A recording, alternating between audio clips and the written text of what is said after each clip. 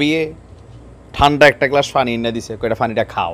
আমাকে কেন ভাই খাও, ঘটনাটা ভয়ঙ্কর, আমি দেখতেছি টেস্ট করে। হ্যাঁ, আইস ওয়াটার ভালো। এখন ঘটনা কি, মুসলিম ভাইয়ের বউয়ে আর ভাবির মধ্যে হাতাহাতি। ভাবি কেন আপনি জিনিসটা দিবেন না, লাইসেন্স করা, আপনার কিন্তু জীবনে নিরাপত্তা নাই। স্লোগান দিছেন, মিছিল দিছেন, বহু জায়গাত করছেন আমার চিনচ্ছি ভাইকে, আমি কিন্তু এরকম করছি না, আপনারা করছেন না, আপনার লোগো তারা করছে। অহন জিনিসটা দেওয়া যেত না, আপনারও তো একটা নিরাপত্তার বিষয় আছে, বা ইয়ে আইন হয়ে গেছে তো কে লাগাবো যে আমরা ফঙ্গু করে লাইব, আমরা জীবনের নিরাপত্তা নাই। হ্যাঁ, এটা কোনো কথা হইতে পারে? এখন কথা এটাই, বোঝেন নাই কথাটা। গতকালকে ডক্টর ইউনূস সাহেব যে জাতির উদ্দেশ্যে ভাষণ দিয়েছেন, মানে থাকে না যে খরগোশ গতিতে না, তিনি কচ্ছপ গতিতে আগাচ্ছেন, বাট প্রতিটা তার কদম ক্যালকুলেশন করা, হিসাব নিকাশ করা, কোথায় কোন পদক্ষেপটা নিতে হবে, কিভাবে পদক্ষেপ নিলে মাঠ পর্যায়ে আওয়ামী লীগের কাছে যে মেশিনারিজগুলো আছে লাইসেন্সড, হ্যাঁ, হাজার হাজার মেশিনারিজ কিন্তু আওয়ামী লীগ নেতাকর্মীদের কাছে আছে। এখন সেই মেশিনারিজগুলা অপব্যবহার হতে পারে, সেগুলা পাল্টায় কাউন্টারে যাইতে পারে, রাষ্ট্রের জন্য হুমকি স্বরূপ মনে করছে সরকার।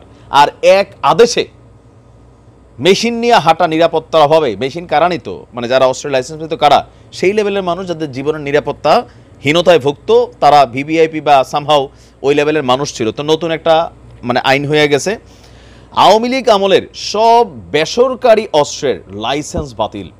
সরকারি অস্ত্র পরিবহন করে আমরা দেখছি যারা ধরেন কি বলে যে আমাদের আইন শৃঙ্খলা বাহিনী, তারা বেসরকারি জনগণকে গত 15 বছরে দেওয়া আগ্নেয়াস্ত্রের লাইসেন্স স্থগিত করে দিয়েছে স্বরাষ্ট্র মন্ত্রণালয়। একই সঙ্গে গোলা বারুদ সহ আগ্নেয়াস্ত্র থানায় জমা দেওয়ার নির্দেশ দেওয়া হয়েছে। মানে একটা মেশিনের সাথে ছোট বিচি থাকে, আরও অনেক কিছু থাকে, যে যেটা নিচে বড় ছোট কার্টুজ মার্টুজ, হ্যাঁ, বুলেট টুলেট যা আছে সব কিছু ফেরত দিতে হবে। স্বরাষ্ট্র মন্ত্রণালয়ের সিনিয়র তথ্য অফিসার ফয়সল হাসান স্বাক্ষরিত এক বিজ্ঞপ্তিতে এই তথ্য জানানো হয়েছে। বিজ্ঞপ্তিতে বলা হয়েছে, বিগত 2009 সালের 6 জানুয়ারি থেকে 2024 সালের 5ই আগস্ট, মানে আওয়ামী লীগ সরকারের পতনের দিন পর্যন্ত যে সকল আগ্নেয়াস্ত্রের লাইসেন্স বেসামরিক জনগণকে দেওয়া হয়েছে, তাদের প্রদান করা লাইসেন্স স্থগিত করা হলো। এখন এটার মিনিংস বোঝেন না। ধরেন আপনি সরকারের কাছ থেকে বৈধভাবে একটা অস্ত্র নিয়েছিলেন, সামহাও আপনি একটা ইম্পর্টেন্ট ক্যারেক্টার, সরকার মনে করছে যে হ্যাঁ আপনি আপনার জন্য এটা রাখতে পারেন। তো এখন এইটা কারা, আমরা যদি হিসাব করি, বেসরকারি মানে কি, সরকারের কোনো ডিপার্টমেন্টের সাথে কানেক্টেড না। হ্যাঁ, তো 99.99% মানুষই যারা নিছে, এখানে প্রভাব প্রতিপত্তি নানান ঘটনার কারণে মেশিন নিয়ে হাঁটতো, মিছিল টিছিল হলে বাইরে হইতো, এরকম প্রোগ্রাম হলে সাথে নিয়ে দাঁড়াই থাকতো। এই যে ইস্যুটা, এটা কিন্তু শেষ আজকের পরে। আজকে যে সময়টা দেওয়া হয়েছে, এই সময়টা আজকে না, আমি এই সময়টা যদি দেখছি যে আগামী 3রা সেপ্টেম্বরের 3 তারিখের পর যদি আপনি আপনার অস্ত্র মেশিনারিজ জমা না দেন, তাহলে আপনার বিরুদ্ধে অস্ত্র আইনে মামলা দায়ের করা হবে, আপনাকে গ্রেপ্তারও করা হবে। বলা হয়েছে যে অতি দ্রুতই আপনি নির্ধারিত সেক্টরে, মানে যেখান থেকে মেশিনারিজগুলো লাইসেন্স করে নিয়ে গেছেন, সেইখানে ফেরত দিতে হবে। এখন এইটার আসলে ইফেক্টটা কি হবে? ধরুন একটা মেশিন ইকুয়াল টু সামনে থাকা 100 জন নিরস্ত্র জনতা, সেম। বাট আজকের দিনে পোলাপাইন আবার আলাদা, দেখছেন না, কে একটা গুলি করি একটাই মরে। এই মোডে থাকা অবস্থায় আবার মেশিনের খুব বেশি ভ্যালু নাই, তারপরেও আছে। সব তো আর কি বলা হয় যে মানে এতটা সাহসী মানুষ হয় না, বা আবু সাইদ হয় না। তো এখন ধরেন এই মুহূর্তে আওয়ামী লীগের নেতাকর্মীদের অনেকের বাড়িতে দেখা গেছে যে মানুষটা ভালো, মুসলিম ভাইয়ের মতন, কিন্তু আওয়ামী লীগের রাজনীতি করছে। এখন একটা গ্রুপ আছে বিএনপিপন্থী বা দুর্বৃত্তকারী যারা আছেন, শুধুমাত্র যে তারা রাজনৈতিক দলগুলো তারা না, এর বাহিরেও একটা টিম আছে, সেটা আওয়ামী লীগের পক্ষের ভিতরেও হইতে পারে, যে ক্ষমতায় থাকাকালীন সুযোগ সুবিধা পায় নাই, তারা কিন্তু এই সুযোগে হামলা টামলা চালাই আসতেছে, আবার রাজনৈতিক প্রতিহিংসা থেকে বিএনপিও চালাইছে।